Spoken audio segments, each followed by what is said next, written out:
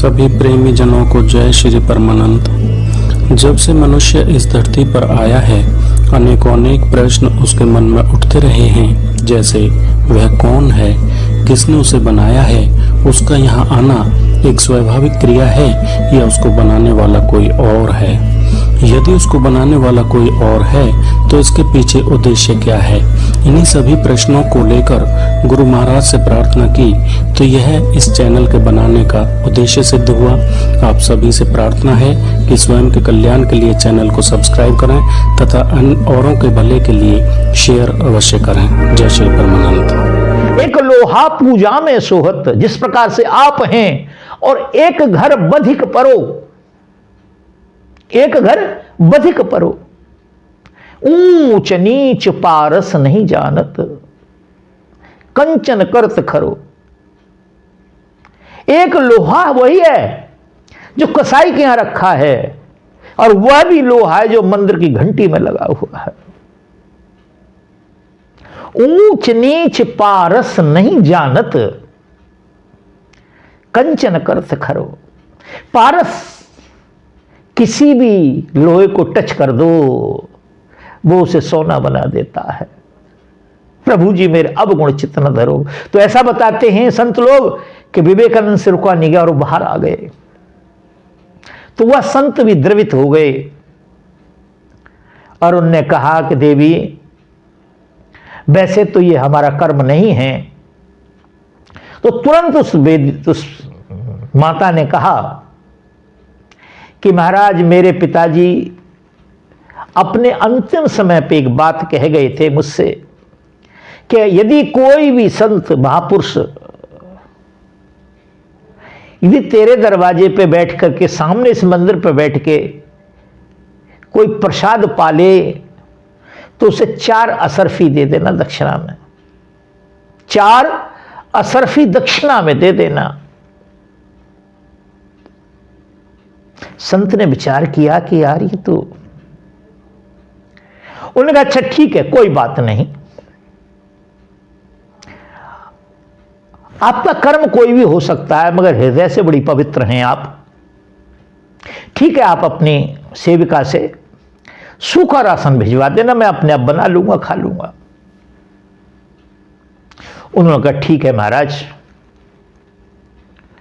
मगर एक बात और कही थी मेरे पिता ने कि यदि तेरे साफ किए हुए आंगन के अंदर, साफ सुथरे आंगन के अंदर कोई व्यक्ति भोजन बनाने के बाद उस आंगन में भोजन कर ले तो उसे 50 असरफी दे देना। तेरा शरीर अपराध मुक्त हो जाएगा।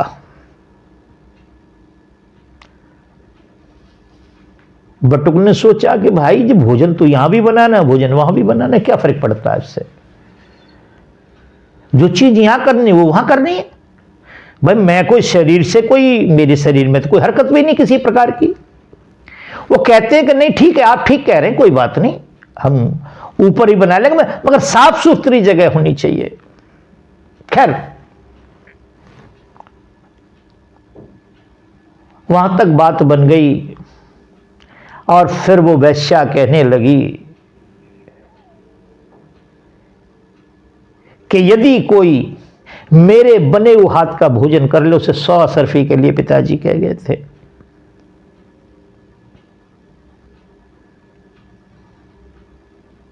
बटुक कहने लगे ऐसा तो नहीं हो सकता भाई, मगर एक शर्त है इसमें। क्या महाराज? कि आप स्नान करके यदि भोजन बनाएं, वस्त्र नए धारण करें तो ऐसा हो सकता है। उनसे कहा हाँ महाराज। वह माता ने स्नान किए, नए वस्त्र पहने और भोजन बनाया और भोजन परोस दिया। महाराज जैसे ही टुकड़ा उठाने के लिए तैयार हुए, उन्होंने कहा महाराज, यदि मेरे हाथ से यदि आप भोजन कर लें तो मैं आपको 250 असरफी दे दूंगी।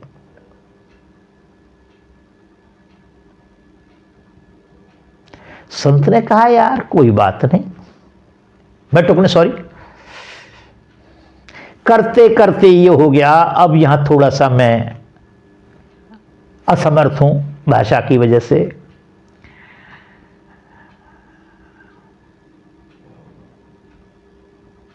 उस नारी ने कहा, उस माता ने कहा कि यदि हम दोनों एक थाली में भोजन कर लें एक साथ, तो 1000 असरफी मैं दे सकती हूं।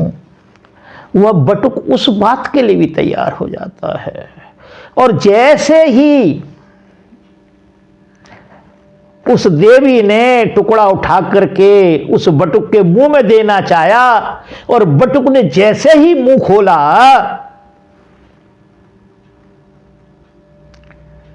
उस माता ने उसकी कनपटी पे एक तमाचा मारा जोर से, और कहा कि अभी तेरी समझ में नहीं आया कि पाप का बाप कौन है? तू काशी पूछने जा रहा है गुरु महाराज से? तेरी समझ में नहीं आया अभी भी?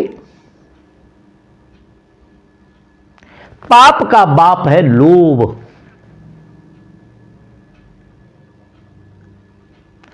पाप कौन है?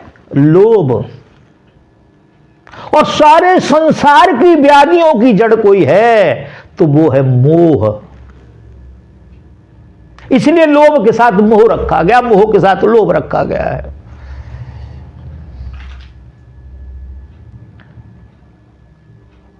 मानो एक किस्म से भूत सा उतर गया हो, और उस पटुक ने उस माता के चरणों में प्रणाम किया, सर रख दिया, अश्वधारा बह गई, और वो कहने लगे, माता, गुरु महाराज तो गुरु महाराज हैं हमारे, मगर आप भी उन्हीं के स्थान पर समझें अपने आप को।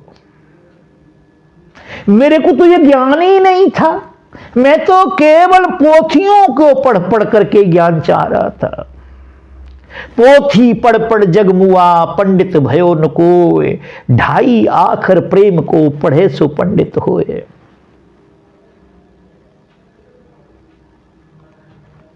किताबें धर्म चर्चा की, हजारों बाँच कर देखी। किताबें धर्म चर्चा की, हजारों बाँच कर देखी। मिटा संशय नहीं मन का, अकल जंजाल ने घेरी। जो ज्ञानी और गुणी हो जाते हैं, उन्हें अपने भाव का बड़ा अहंकार हो जाता है। कागजों में केवल उलझे रहते हैं हम, मानवता से दूर हो जाते हैं, वास्तविकता से दूर हो जाते हैं। सही मायने में तो ज्ञान का अर्थ ही है अपने आप को जान लेना। और जब हम अपने आप को जान लेते हैं तो इस हमारे जीवन के सारे रहस्य खुल जाते हैं। पाप क्या होता है, पुण्य क्या होता है, अधर्म क्या होता है, धर्म क्या होता है, अच्छा क्या होता है, बुरा क्या होता है, किस बात से पता लगता है? ओनली, केवल आत्मज्ञान से। आत्मज्ञान बिना नर भटके, आत्मज्ञान बिना नर भटके। कभी मथुरा, कभी काशी, कभी काशी जाता है, कभी मथुरा जाता है। आत्मज्ञान बिना नर भटके, कभी मथुरा, कभी काशी। और घर की चीज रखी नहीं सूझे, घर की चीज रखी नहीं सूझे। जो हमारे अंदर है,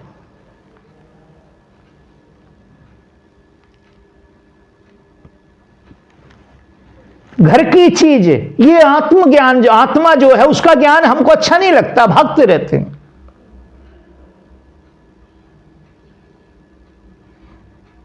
तो कहते हैं कि कभी मथुरा कभी काशी, और मृग नाभि में है कस्तूरी, मृग नाभि में है कस्तूरी, जगह जगह भ्रमण करता फिरता है, जगह जगह खुशबू अंदर से आ रही है, बाहर ढूंढ रहा है।